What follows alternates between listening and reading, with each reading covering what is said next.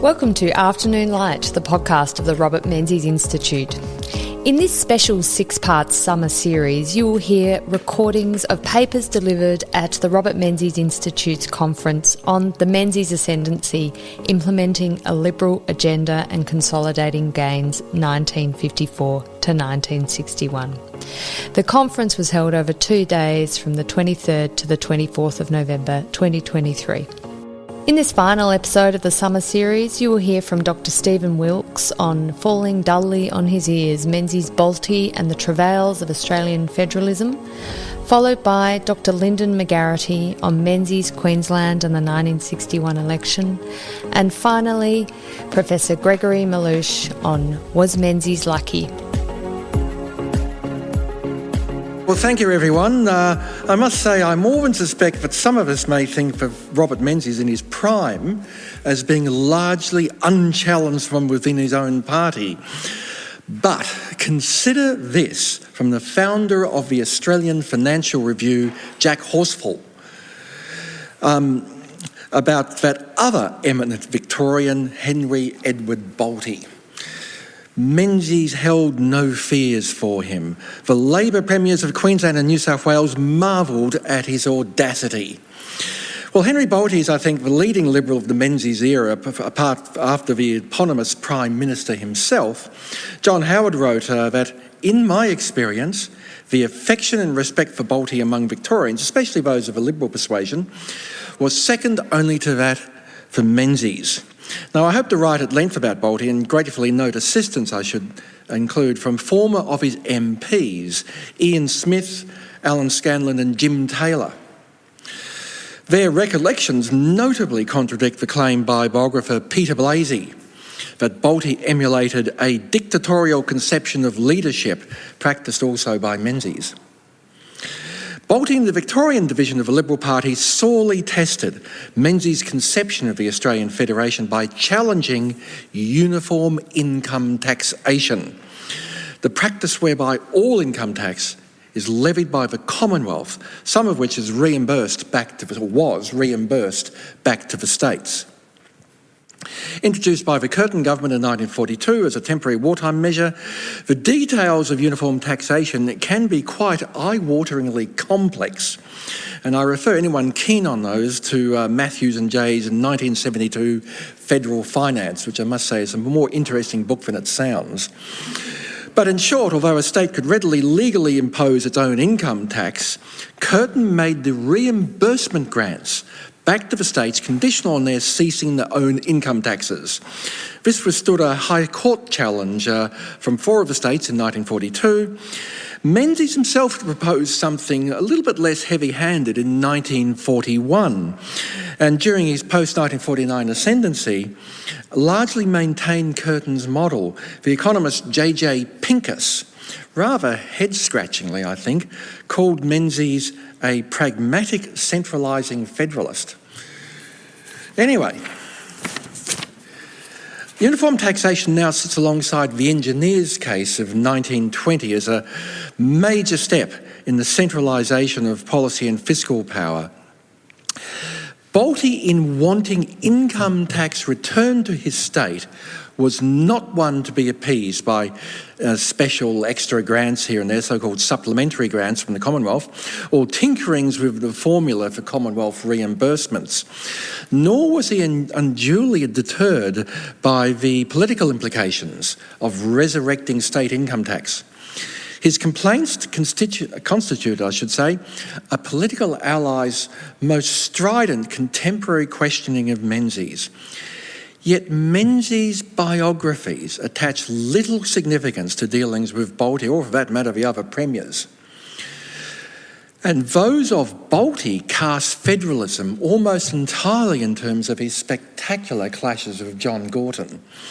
Now, there are some non-biographical accounts of federalism under Menzies. Campbell Sharman, for example, his chapter in the Menzies era of the edited collection, 1995, summarises the fiscal facts and figures.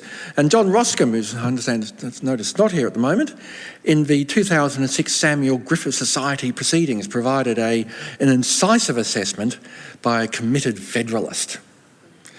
Now, I'll focus here on the tensions of federalism under Menzies and how uniform taxation illustrates his balancing of party principles with the pressures of national government.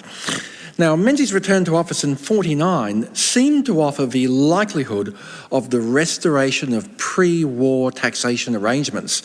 In actual fact, on the few other issues, was Menzies so frequently accused of compromising party principles, and not just by Henry Bolte. He managed this by putting the onus for change onto the 6 states, the 6 squabbling states, while being seemingly open to their guidance. Menzies is most understatedly effective. Now, a few words about these 2 individuals. Both hailed from small-town Victoria, but Bolte very much remained of the countryside, whereas Menzies became largely, I think, urbanised.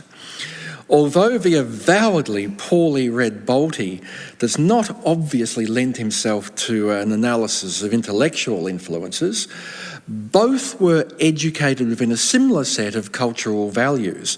The cultural puritanism that Stephen and Greg Melleuish here have written of. Like Menzies, Bolte stood more for practical government than overt ideology. Menzies nonetheless retained a more distinct tinge of idealism, notably, as we've heard, in education. Both deeply respected the institutions of government, and both, incidentally, are among the few major post-war political leaders to have resigned or retired at a time of their own choosing. It's been pointed out that Menzies had unusually wide experience of the vagaries of federalism, both sides of the fence. A former deputy premier, and as a lawyer in the engineers case, and also in Victoria's challenge to the Bruce Page government's use of Section 96 tied grants, one of Menzies' less successful court cases. Interestingly, Bolte believed Menzies, in other contexts, favoured his native Victoria. And Exhibit A here was that in 1965, Menzies declined to assert exclusive Commonwealth control over Bass Strait oil and gas. Victoria got a very nice cut of the royalties as a consequence. And Catherine West, in her Power in the Liberal Party, wrote that Menzies had an unspecified but, as she put it, intense distaste for New South Wales. Electorally, the 2 leaders knew full well that they benefited decisively from each other. Yet there's a frequent caginess in what Menzies ever said publicly, and occasionally I noticed at least one occasion privately, about the Victorian Premier. His farewell when Bolte retired in 1972 was decidedly underwhelming. A jolly good Premier, even when I had a few problems with him. The lingering problem in their relationship was the calculation of the Commonwealth reimbursements. Under Curtin, initially, these were based on average income tax collected by each state in 1931 to 41. Now, this disadvantaged Victoria, just to start with, because Albert Dunstan's Country Party government of the time imposed low taxes and provided correspondingly limited social services. Now, in January 46, the Chifley government, in declaring uniform taxation permanent, it's here to stay, folks, also decided to slowly transition by about 57, 58 to a more needs-based formula for reimbursements. Now, again, I'm going to avoid the complex details, but overall, the formula favoured what I can say, perhaps hope I can be forgiven for calling the poorer states, such as by taking account, for example, including in the formula, population density. The idea being that people living in remote areas were far more costly to service. Now, Victoria's relatively high population density helped maintain its sense of having been dudded. Even when the Liberal Party was being formed, Menzies does seem, and again this has been fairly widely noted, to have been a little ambivalent about scrapping uniform tax. In his Forgotten People talks, he did not assume a firm stance on this tax. This is despite uniform taxation not sitting obviously very well with his form of liberalism. It centralises power and it muddles accountability by imposing vertical fiscal imbalance. It was left more to the Liberal Party organisation to generate early rumblings via its Victorian and federal councils. Now, Menzies, as Prime Minister after 49, described uniform taxation as thoroughly unsatisfactory, 1952. But at the Premier's conferences of 50 and 51, he signalled preparedness rather than intent to restore state income taxes, but he placed the onus squarely on the states by proposing that each nominate a percentage addition to income tax collected within their boundaries by the Commonwealth for their own purposes. At the 52 conference, he added a few conditions, notably for the restoration of state income taxes being such that the total level of income tax was to remain nationally uniform. And of course, Western Australia and Tasmania, with their then shallow tax bases, we're talking about a very different Western Australia in those days, flatly opposed this. They were better off with the existing reimbursement system. So Menzies effectively ended any likelihood of restoring state taxes at a special Premiers' Conference of February 53, from which he later concluded that it was most unlikely that uniform tax would end unless there arose a revolutionary change in the opinions of governments. Only the Victorian government, then headed incidentally by John Cain Sr., seemed interested. So when Bolte became Premier, June 1955, uniform taxation looked pretty well set in place, yet he launched at once a direct challenge to the Commonwealth government. Now, he was the only Premier in Menzies' heyday to seriously do so. He objected that uniform tax restricted his ability to respond to growing demands on his fast-growing state, on services and infrastructure provided. Now, all states during the 40s and 50s faced rising demand for services. There was a population bulge, meaning we had more kids going to school, students studied for longer, hospital services expanded and total populations grew. But also, unlike many state-levied taxes, Commonwealth income tax has been described as a fairly classical growth tax. It tends to be quietly boosted by progressive tax structures and rising incomes. Now, there are statistics and there are statistics on just about everything. But most data seems to confirm that Victoria was indeed worse off than other states on a per capita basis. And this was quite persistent throughout the 40s, 50s and 60s. And even in his policy speech for the 55 state election, he was just opposition leader, that brought him to power, Bolte inconveniently promised to secure the return of income tax for his state by taking up Menzies' nominally still on the table offer to return the income taxes. In June 55, at his first Premiers' Conference, having been Premier for just under 3 weeks, the precocious Bolte publicly described Victoria's reimbursements as hopelessly inadequate. And this is when Menzies responded, again in classically disdainful language.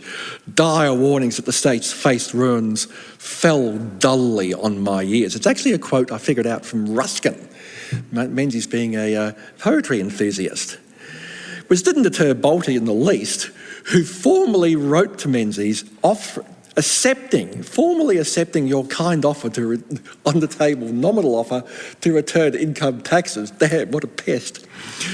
And then followed up with an absolutely breathtaking letter, I've got a copy here if anyone's keen, in September that year, absolutely berating Menzies for a system that will destroy and deny the power of a state to raise revenue, aggravated by high immigration. That was the Commonwealth's fault as well. And he said, it was the very antithesis of the maintenance of the independence within their respective spheres, of the constituent bodies politic, which together go to make up the Federal Commonwealth. That was obviously drafted for him. It does not sound like Henry Bolte speaking, but you get the idea. He effectively wrote Menzies off in the same letter by concluding, "I see no alternative to another High Court challenge," which duly happened. He drove this his government drove this single-handedly, albeit with the extremely insipid participation of a reluctant Premier Carl of New South Wales. And indeed, in August 57, the court, by and large, upheld its 1942 ruling. Now, in June 58, the story continues. Bolte tried to convene a special meeting of premiers, only for Menzies to maintain that the Commonwealth would readily fall in with some scheme that is agreeable to the states, but pointedly adding, in the same breath, criticism for New South Wales was not made very violently. No more Menzian understatement. Now, nor was help provided by the Liberals' Federal Council's Policy Research Group, made up of MPs and party officials, established in 56 to review our principles which must constantly inspire us, chaired by one W. McMahon MP, affirming in 57 that uniform taxation was unlikely to be abolished. Labor premiers, obedient to their party line, would never go along with it, and concluded, this is significant I think, uniform taxation served the national interest as a means by which the Commonwealth, here's the quote, influences the balance and direction of movement of a national economy, preserving it from dangerous fluctuations. So there's a macroeconomic Keynesian thing working in there as well. Indeed, Victoria's persistence by this time was succeeding mainly in stoking prime ministerial ire. Menzies was sufficiently concerned to agree to the party's federal executive proposal to appoint a liaison minister for each of the states. And poor old Harold Holt copped Victoria. I'm not sure what quite worked out there. And at Menzies' behest, the federal president of the party, Lyle Moore, noted centralist in fact, according to his ADB entry, so it must be true, sternly warned in writing the president of the Victorian division, Rutherford Ford Guthrie, does anyone remember him? Rutherford Guthrie, that you're threatening party unity, back off. And the Bolte's government last push was a solo effort in 59 when the Chifley formula was expiring. Menzies agreed that there's something really wrong here. We've got 5 out of 6 states appealing to the Grants Commission for separate special grants, as obviously this ain't working. The outcome was a significant adjustment in Commonwealth reimbursements. Victoria accepted the new formula, but with reservations. They actually had 2 premiers' conferences on this to get it worked out. And at the second one, Victoria was represented by Henry Bolte's trusted, indeed much loved, deputy Arthur Ryler. He signed on for Victoria. Now, Bolte was overseas at the time. He was, one fascinating little thing about Henry Bolte, he was running his own little foreign policy as well, probably the first premier to do so, not the last. And when he got back, Bolte soon quickly realised that the big states had lost out badly. This is because the WA, Tassie and South Australia had most of their 58, 59 special grants, additional to the reimbursements, included in the base for the calculation of their new formula to last up to 65. And so Victoria's per capita payments, they went up a little bit in absolute terms, but they went down quite noticeably in percentage terms, in per capita terms. So, Menzies' approach to policy and the law, I must say, was never rigidly prescriptive. It should, he felt, be cognizant of the growing needs of the growing community. And indeed, it was in this vein that throughout the 50s he had considered the basic settings for federation. By about 1960, his views had well and truly settled, and he delivered his fullest public statement on federalism. In doing so, rightly or wrongly, he dispatched uniform taxation to the Museum of Great Australian Lost Causes, alongside new states and bank nationalisation. September 1960, the Alan Hope Southey Memorial Lecture, delivered at the new Wilson Hall, about 40 metres that away. Menzies began with a nod to his party's principles, opposing control from Canberra is properly applied, a good instinct. But he added, national consciousness should have priority. And indeed, the return of taxing powers to the states would be pregnant with disaster. So what he wanted, had largely achieved, was a fine balance of two great goals. That the growing, again, Menzies speaking again, same speech, that the growing financial power of the Commonwealth is exercised in a way as to permit the states to discharge their own constitutional duties, but without excessive emphasis upon purely local rights, which is proving such an impediment to the creation of a truly national sentiment and pride. He was avowedly stating his commitment to the post-war consensus about a fiscally strong central government that could manage a national economy. Now, near the end of his premiership, Bolte described his failure to end uniform taxation as my greatest disappointment. Menzies, he said, was no more a federalist than Gorton, an absolutely dire Boltean insult. And he rightly attributed this to Menzies having never been truly tested by 6 unified states. Now, his audacity probably had a lot to do with the Liberal Party's very strong state divisions. We've touched on that earlier in these last 2 days. Unlike the ALP, where the Federal Party could directly intervene in state branches. But these two Liberal heavyweights managed their tensions. Bolte limited public criticism of Menzies to issues of fiscal federalism. The debate also shows that the still pretty new, raw young Liberal Party, it's only around for about a decade or so when Bolte became Premier, could cope with significant disagreements within its ranks. The in-principle regard for federalism gave state leaders a certain latitude, up to a point, to remonstrate with the Commonwealth. Yet the prediction by Bolte's other biographer, Barry Muir, was that the uniform taxation case was one with which his name will be forever synonymous, was wrong. It's actually, obviously, we all know, it's the Ryan hanging for which he remains known for. Now, Bolte's assessment that Menzies' support of federalism was a little bit harsh. Bolte's assessment that Menzies' support for federalism was nominal is a little harsh. The persistence of uniform taxation, I think, qualifies but does not invalidate David Kemp's view that Menzies had a lifelong belief in the federal system, reflected in his hastening slowly in using Commonwealth tied grants to universities and non-government schools, another thing which I notice has come out in these last 24 hours or so. Menzies was rightly cautious about the ready use of tied grants, which have since eroded Australian federalism. Now, uniform taxation was Menzies' foremost pragmatic compromise of the ideals of liberalism. He usually preferred to let an issue unravel itself over time. It's pragmatic Menzies on full display, learning the pros and cons, making the odd concession and keeping an ear cocked to political reactions. And finally, his actions did not resolve federalism in Australia. I mean, such will never be achieved, nor should it. I actually welcome this ongoing tension. By preserving diversity and competition in government, federalism, I think, makes our own little political universe so much more interesting. Thank you.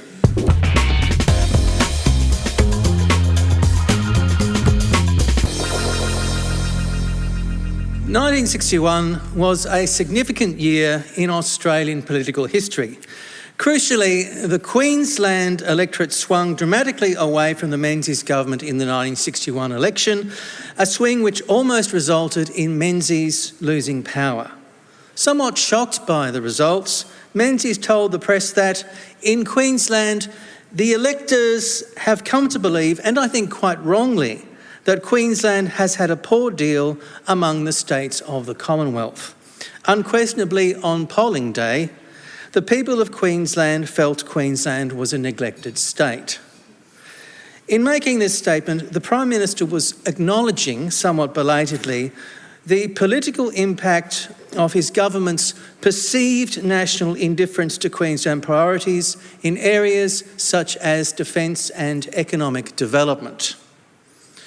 This paper investigates the extent to which the claims of Queensland neglect had substance, the role of the perception of Queensland neglect in the federal poll of 1961, and how that pivotal election altered the political relationship between the coalition government and Queensland.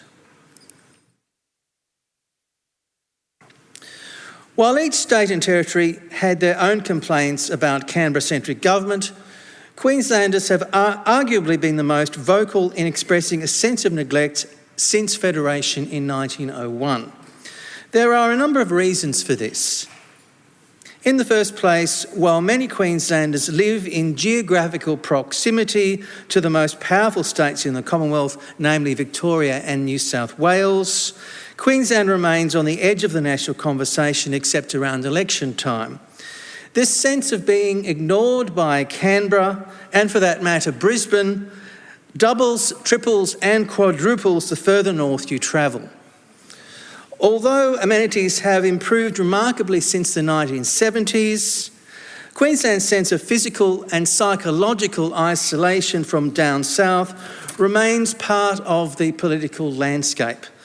Much of the notion of Queensland neglect gains its energy from resentment at ambitious infrastructure projects being refused, delayed or postponed by the central authorities. However, the perception of Queensland neglect is also an expression of anxiety about whether the state measures up to its southern counterparts. The theme of Queensland neglect became more prominent on a national scale following World War II.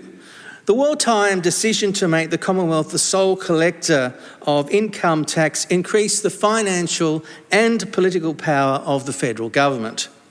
It raised expectations that the central authorities would play a larger role in supporting state infrastructure projects, and Queensland subsequently competed with other states for Commonwealth subsidies. However, the Menzies government took a cautious approach to investment in ambitious state infrastructure, although it could sometimes be inconsistent. For example, it inherited the chiefly Labor government's Snowy Mountains hydroelectric scheme and funded it generously. The scheme became popularly regarded by Australians as a nation-building project, although its main beneficiaries were parts of Victoria and New South Wales. The Queensland government and its citizens framed many of their post-war infrastructure proposals as having not just regional significance, but major national significance as well. Queensland Premier Ned Hanlon, for example, argued in the 1940s that constructing a Burdekin River dam with Commonwealth backing would not only assist local farmers, but was a strategic necessity to protect Australia's northern approaches from future invasion. Confronting an unenthusiastic Chifley, Hannon insisted that, and I quote, "The Burdekin River is much more important to the safety of Australia than is the Murray River. The Japanese are safely put away for a generation, but they have not been put away for all time," end quote. Chifley offered only lukewarm support for the proposal, which was quietly shelved when Menzies swept into power. Queensland associations like the Cairns Chamber of Commerce also suggested that the development of a military base in North Queensland would not only increase regional economic development, but would benefit the nation by being in close proximity to potential Asian enemies. For much of its time in office, the Menzies government rejected such proposals as irrelevant, arguing that while most Australian troops were stationed in the southern states, they had the capacity to be deployed at a moment's notice if there was a military threat. That's not to say, however, that the Menzies government during the 1950s ignored funding Queensland economic development altogether. For example, it continued to fund scientific and agricultural research in Queensland conducted by the Commonwealth Scientific and Industrial Research Organisation and the Bureau of Agricultural Economics. The federal government also greatly assisted the growth of Queensland pastoralism through a 1951 agreement between Australia and the UK, guaranteeing a British market for Australian meat for 15 years. This gave northern producers a sense of economic stability. The Menzies government was nevertheless content, wherever possible, to take a backseat while private enterprise developed the more isolated parts of North Queensland. During the 1950s, for example, North Queensland's mineral resources were attracting unprecedented attention from companies and investors. Having prospered in World War II because of the demand for copper, Mount Isa Mines was a major employer and northern success story during the 1950s. Furthermore, the Comalco Company began preparations for mining bauxite on the west coast of the Cape York Peninsula near Weipa. Comalco's mine boasted 2,000 million tonnes of recoverable ore reserves, as bauxite was the raw material for aluminium, as used for numerous commercial applications, including household items and constructions. The Comalco investment was shrewd. Any parochial resentment over favoured projects being rejected for Commonwealth funding did not seem to have much impact on the Queensland federal election results between 1949 and 1958. The ALP's internal divisions, including sectarianism, undoubtedly had an impact on voters. The majority of Queensland House of Representatives seats during these years were won by the Liberal Country Party coalition, reaching in 1958 a peak of 15 out of 18 seats. Between 1959 and 1961, however, the issue of Queensland neglect was accentuated in political debates. This was partly due to heightened tensions between the new Country Party-dominated coalition government in Queensland and its Commonwealth counterpart. Elected in 1957, Queensland Premier Frank Nicklin hoped to ramp up funding for economic development. Between 1959 and 1961, Nicklin sought federal support for a large number of projects designed to assist Queensland primary industries. These included an all-weather road from Mount Isa to Townsville and a gravel road between Laura and Weipa, neither of which attracted Commonwealth funding. Menzies did, however, agree in 1959 to support the reconstruction of the Townsville to Mount Isa railway line with a £20 million loan. Nicklin publicly described the Commonwealth's offer as niggardly and delayed signing off on the deal. Other Queensland politicians echoed Nicklin's sentiment. In 1960, State Development Minister Ernie Evans criticised the Menzies government's neglect of Queensland in the Legislative Assembly. He subsequently claimed that Queensland-based Supply Minister Alan Holmes' lack of interest in his own state was well known. Member for Gregory, Wally Ray, also argued that a great break existed between the Commonwealth and Queensland, claiming that when a federal parliamentary delegation, including Deputy Prime Minister Jack McEwen, visited the Channel Country that year, their attitude was, the sooner we get out of here, the better. By August 1961, Nicklin was furious. Menzies claimed to be astonished to receive a telegram from the Queensland Premier which read, and I quote, "Recently announced rail aid to Western Australia and South Australia has brought instant and violent reaction comparing so much grant aid in those cases with proposed absence of aid for Queensland," end quote. On 31 August, Nicklin and Treasurer Tom Hiley met Menzies in Canberra to iron out their differences. They subsequently released a statement claiming that misunderstandings had been removed. The Mount Isa Railway Agreement, unaltered, would be signed off by Queensland, and the Commonwealth would contribute up to £5 million for the construction of Queensland beef roads. Later in November, as the federal election approached, the Menzies government announced that the Commonwealth would provide a £100,000 loan plus a £100,000 grant to improve port facilities at Gladstone for coal loading. If Menzies had hoped that such firm commitments would shore up support for the coalition in the December 1961 election, he was sadly mistaken. According to the Brisbane Courier Mail, the offer of help for beef roads came so late as to look like a pre-election sop. Further, with one exception, state politicians representing Country Party electorates refused to campaign with the federal coalition, possibly annoyed at his failure to get a better deal on the Mount Isa Railway. Nicklin was in the audience when Menzies spoke in Brisbane, but did not share the platform. There was some substance behind the Queensland perception of a neglected state. A Prime Minister's Department briefing for a Queensland visit by the acting Prime Minister noted in 1960 that in recent times, Queensland's share of Commonwealth loan funds represented about 11.7% of the total amount available to the states. Subsequently, in 1962, a Treasury official remarked that Western Australia appeared to be more favourably treated than Queensland because the huge expanse of WA made its road grants larger and more expensive than other states.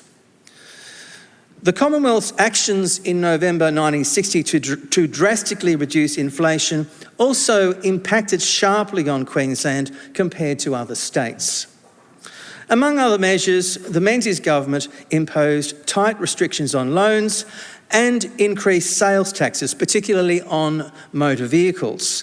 As a result, a notable rise in bankruptcy and unemployment occurred throughout 1961. There were 71,115 people unemployed in Australia in January 1961, rising to nearly 116,000 by the end of the year. Queensland had the highest percentage of unemployed by 31 December 1961, with 4.5% of the workforce out of work, compared to the national average of 2.8%. The higher unemployment levels were in large part due to the lack of diversity in the economy, with Queensland focused more heavily on primary industry. The Commonwealth's economic restrictions also exacerbated the effects of drought conditions experienced in parts of Queensland. Having adopted what one key advisor called a policy of masterly inactivity, the Menzies government did not alter its economic belt-tightening policy in the lead-up to the 1961 poll. It gave Queenslanders and Queensland politicians time to worry about the future. The recession came at a time when the northern state was in transition. Because of bulk loading of sugar, there was less work on the wharves. Mechanisation also reduced the need for manual labour. Sugar towns were well aware, for example, that mechanical harvesting would soon take the place of cane cutters. In addition, with rising numbers of electors on unemployment benefits and a decline in revenue, Premier Nicklin was feeling the pressure, complaining to Menzies that, and I quote, "We are running out of official capacity to spend at a sufficient rate to attract your matching grants for roads and university," end quote. Despite the economic recession, Menzies appeared supremely confident in the days before the election on 9 December. "I am unable to discern any swing against my government," he claimed. "In Queensland, I have been delighted with the large attendances at my meetings and the enthusiasm of my supporters." He was to receive a rude shock. The Coalition won 62 seats to Labor's 60 seats, which meant that once the Speaker had been elected, the Menzies government ruled the forthcoming term with a one-seat majority. This paper-thin majority was made possible by Queensland MP Jim Killen, who only narrowly won his seat. Notably, the greatest swing towards Labor was in Queensland at 10.21% compared to 5.30% in Australia overall. Having previously won only 3 out of 18 House of Representatives seats in the 1958 federal poll, the ALP in Queensland won 11 seats in 1961 compared to 7 for the Liberal Country Party coalition. Defeated Liberal MPs suggested that one of the central reasons for the electoral setback in Queensland was that they had found it impossible to overcome a conviction that the federal government had neglected Queensland. Reflecting this perception, the Courier Mail published a cartoon of Menzies in the bathroom having had his morning shave. He was depicted applying after-close shave lotion. a lotion which had ingredients such as more awareness, more nationwide thought and development. A figure peering through the door representing Queensland was shown telling the Prime Minister to rub that stuff well in, Bob. Coalition politicians also acknowledged that Labor in Queensland had run a tight and well-disciplined campaign. In its appeal to Queensland electors, Labor took advantage of both the unpopularity of the Menzies government's economic policies and the theme of Queensland neglect, which ironically had been highlighted by the state's country party politicians, Menzies' supposed allies. This dual approach was shown in Labor's electoral advertising, in which voters were urged to put Queensland back into Australia. Vote ALP. Deputy Opposition Leader Gough Whitlam also used the Queensland neglect theme, combining it with the argument that the Commonwealth was neglecting the whole of Northern Australia. Whitlam's whistle-stop tours to northern districts may have been one of the factors which led to Labor regaining seats like Kennedy and Herbert from the coalition. As Bill Hayden remembered, Whitlam dazzled the Queensland electorate. He mesmerised the Northerners with visions of rivers being turned inland and running backwards, of dams and roads littering the vast and sparsely populated top end of the country. Thereafter, Queensland loved Whitlam. Whitlam's economics might have been fractured, but his vision was perfect. It was this vision which helped get me elected." End quote. After the 1963 election, however, Labor lost 3 Queensland House of Representatives seats in South East Queensland, and the Menzies government subsequently held 10 out of the state's 18 seats. This improved performance might have been partly due to the coalition's efforts to improve its overall image by reducing sales tax on motor vehicles, increasing unemployment benefits, and restoring a 5% rebate on income tax. Queensland electors may also have returned their votes to Menzies because a change of government might have seemed risky following the Cuban Missile Crisis, the assassination of John F. Kennedy, and other unsettling world events. By the first election after Menzies' retirement in 1966, the coalition's majority was even higher, notably securing the North Queensland seats of Herbert and Kennedy, previously held by Labor. The fact that 12 out of 18 lower house federal seats in Queensland were in coalition hands after the 1966 poll can be explained by 2 main factors. First, with developments such as the sealing of the Bruce Highway from Brisbane to Cairns and the opening of a university college in Townsville in 1961, Queenslanders, especially in the major coastal towns, were now much less isolated from the rest of Australia. Secondly, between 1961 and 1966, the Menzies government displayed a clear public commitment to major Queensland projects, including the Beef Road program and the Brigalow Land Development Scheme. Further, the 1964 decision to build an army base in Townsville gave Menzies' successor Harold Holt a means of expressing the coalition's championing of northern development at its opening in 1966. It's likely that the shock of the 1961 election result encouraged the Menzies government to successfully address the issue of Queensland neglect in its funding policies. However, since the Menzies era, the issue of Queensland neglect has remained politically potent.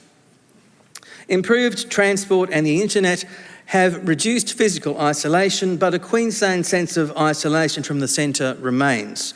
Often coupling it with the theme of northern neglect, Australian politicians such as Gough Whitlam and Tony Abbott have periodically returned to the issue of Queensland neglect over the decades to shore up their personal following and, more importantly, to gain public support in the northern state at election time. Thank you.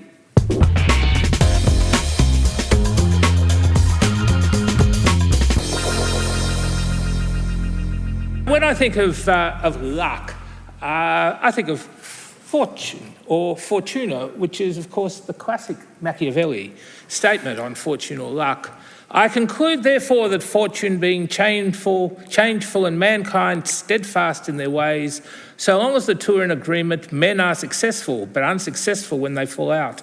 For my part, I consider it better to be adventurous than cautious, because fortune is a woman, and if you wish to keep her under, it is necessary to beat and ill-use her. Oh God, Machiavelli get in trouble these days, wouldn't he? Sorry, I'm getting to. Beat her. And it is seen that she allows herself to be mastered by the adventurous rather than those who go to work more coldly. She is therefore always womanlike, a lover of young men, because they are less cautious, more violent, and with more audacity command her. Menzies actually proves Machiavelli to be wrong. He was not young, he was not actually adventurous, and he certainly wasn't violent or audacious. But he did actually manage to do a very Machiavellian thing. He managed to avoid the contempt of the Australian people. And in Machiavelli's view, it is the one thing you must always avoid is contempt. So, I've got a bit of a strange argument. I want to start off with some criticisms of Menzies made during the Menzies period. John Douglas Pringle, editor of the Sydney Morning Herald, wrote a book called Australian Accent. The Herald always disliked Menzies.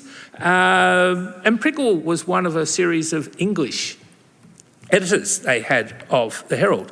His judgment was, this is 1958, well-read and cultured, he is a man who prefers to rely on the knowledge acquired in his youth, rather than seek out new knowledge in his mature years. As a result, he seems often out of touch with the temper and thoughts of today. To sum up, he is a supremely successful politician, ruthless, adroit and cunning, whose special device is to pose always as a statesman. So there he gets another Machiavellian thing. He gets the appearance right. It's actually more important in politics to get the appearance right than to get the reality right. He also comments on Evatt. He has said so many different things at different times. Weak opposition leader.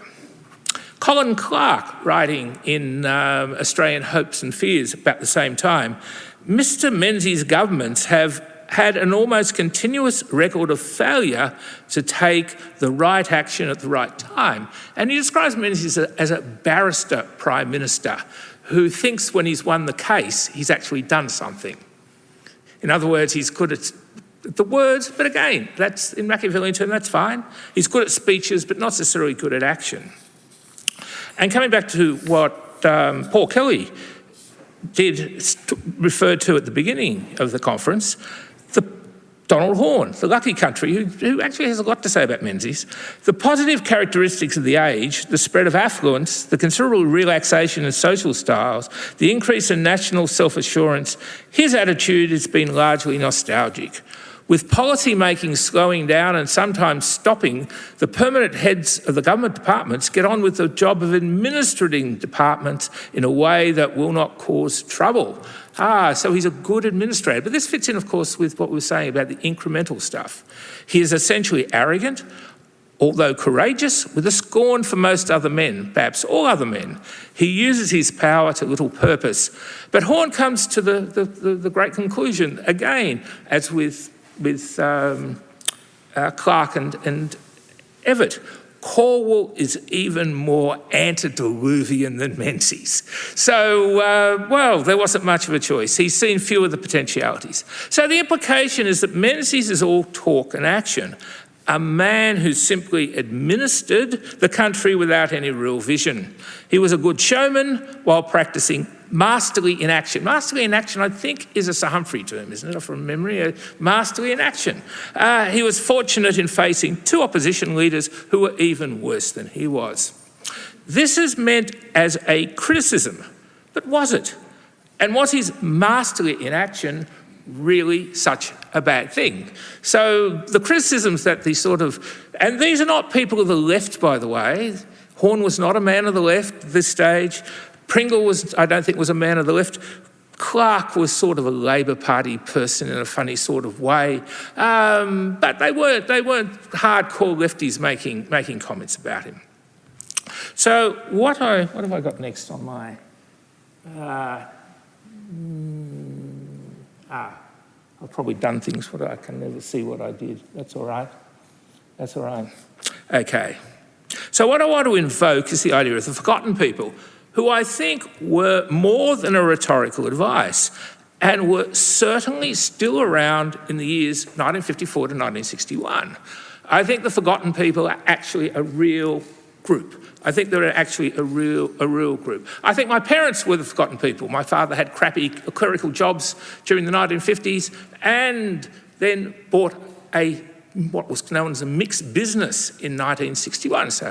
And I also think is that who were the forgotten people? What strikes me as emblematic of the forgotten people were the bank workers who came out to protest the attempt by Chifley to nationalise the banks back in 1947. There were, I suspect, more women than men who can be counted as amongst the forgotten people. They were the generations, and I think we have to remember, when we're talking about the 1950s, we're talking about people who grew up a lot earlier, went through a lot more, and I'll go a little bit into this. They were the generations that I've come to depict as practising, in Justice Higgins' words, modest comfort. They were the generation of modest comfort. They did not have a lot. They had been through privation. They'd been through the trauma of 2 world wars and the Depression. They knew how to practice frugality as a part of their everyday existence.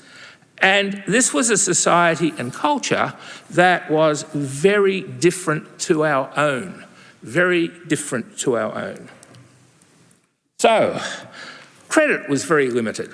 This was an age when thrift and saving, this is actually the beginning of the age of credit. And I'll come back to that in a moment. But it was still when people saved up and bought things. That was an age when saving. The standard of living was considerably lower than today.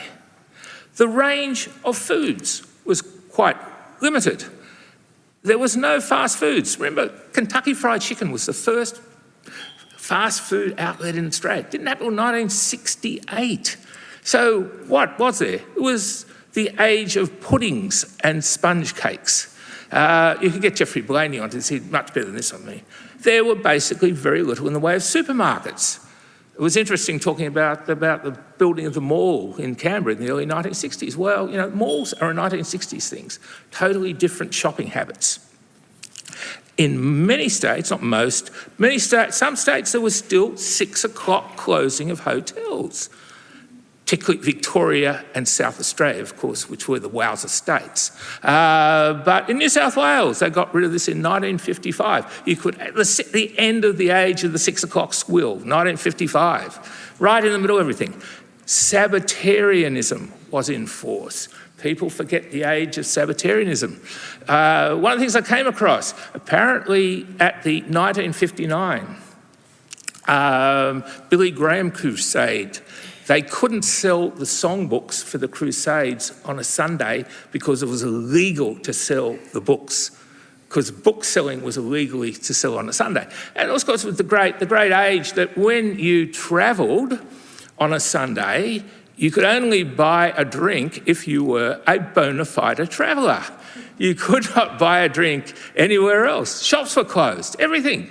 I could make, of course, the joke about Ava Gardner and the end of the world coming to Melbourne in 1959, but probably because Melbourne was always more Sabbatarian than other parts of the country. Naughty books were banned. This was the 1950s, the famous Eugene Goosens incident where he got into trouble for bringing what was deemed pornographic material into the country. Eugene Goosens, everyone knows who Eugene Goosens was, I take it. He was a conductor and everything, yeah. And then there was the tyranny of distance. I think this is a society, I think, Judith Brett's right, there was this moral middle class which sort of maps onto the forgotten people. And I think the forgotten people are basically lower middle class. They live. And the thing that's interesting here, I was born in 1954, and to 1961 when I moved, but I was actually born in the electorate of Barton. Who was the member for the electorate of Barton in the mid-1950s? The leader of the opposition, Mr. Everett, gee. But I think that Barton was actually a place, that area was actually a place of the forgotten people, because just north of Barton is a suburb called Earlewood. And who was living in Earlewood in the 1950s? Sorry? John Howard. It was actually, it's to do with St George and Canterbury and various other things. Earlewood was always considered a cut above the suburbs around it at the time. But so it was basically a middle brow, a middle brow culture. And I think, as described by David Melleuish, who was, of course, living in Queensland at the time, and he gives this picture of, there was a homogeneity of culture in terms of food, in terms of entertainments, early 50s. People stayed home and played cards, different sort of culture. Families sang together around the piano on Sunday nights, and all these various things to do. And as Melleuish argues, this was a middle brow culture. And Menzies, I think, was middle brow. That's why he appealed to the forgotten people. He wasn't Everett. Everett was, avant-garde art and other things. Menzies liked landscapes. He could relate. So given what happened after World War II and the Depression, I think there's a great fear of economic good times would be followed by times of economic dearth. And this belief, I think, runs right up to the middle of the 1950s. The concern consumed those during World War II who feared a post-World War slump because of what had happened after World War I. But then in 1955, I think the age of prosperity was declared. And Menzies stated at this point that the problems facing the country were those of prosperity and not depression. At the same time, the Treasurer, Artie Fadden, stated that wage growth and increased consumption, including the expansion of hire purchase, were creating problems for the economy. And I think this leads to what I would describe as the Pax Moderna, across the Western world, as it becomes affluent. This happened right at the beginning of this period. You get the Pax Moderna. People are getting more affluent. It's the years in which we're dealing that prosperity really takes hold. But I should point out that what I'm talking about as prosperity in Australia is what Gen Z today would regard as austerity. So this report in Treasury, 1956, we are like a family that has been spending not only the whole of its earnings, but also the money it has in the bank, spending it partly to enlarge the house and acquire other durable possessions, but partly to have a good time. So, I can't see where I've... Anyway. So the growth of credit in the 1950s. Outstanding advances of hire purchase companies rise from $187 million in 1953 to $824 million. 520 million of new hire purchase agreements in 1959. 2/3 were used to purchase new and used cars, with most of the rest used to purchase household goods. And also the number of people taking out mortgages rises during the 1950s. So my point is that the Menzies years saw a very significant shift, these particular years, in Australian culture, especially in economic attitudes. It's a time in which a culture based on modest comfort was replaced by one based on prosperity. It's a slow process, but in material terms, genuine. As those of you who have read Tacitus and Seneca will know, the challenges of prosperity are as great as those of dearth. So, where am I here? There it is. So, what did they spend? What did prosperity in the second half of the 1950s mean? It meant washing machines. It meant refrigerators. People used to have ice boxes. Even when I was young, my mother still had a washer with ring washer where you wrung the clothes out. But they actually got real washing machines. They got televisions. They got brick veneer houses into the 60s. They got motor vehicles. So Australia was still It was still largely comfort. So what I'm trying to argue is that Australia is still quite conservative in its cultural habits in the 1950s. There's still the forgotten people there, but they're transitioning to prosperity. Have I done something? Prosperity. And it's still around.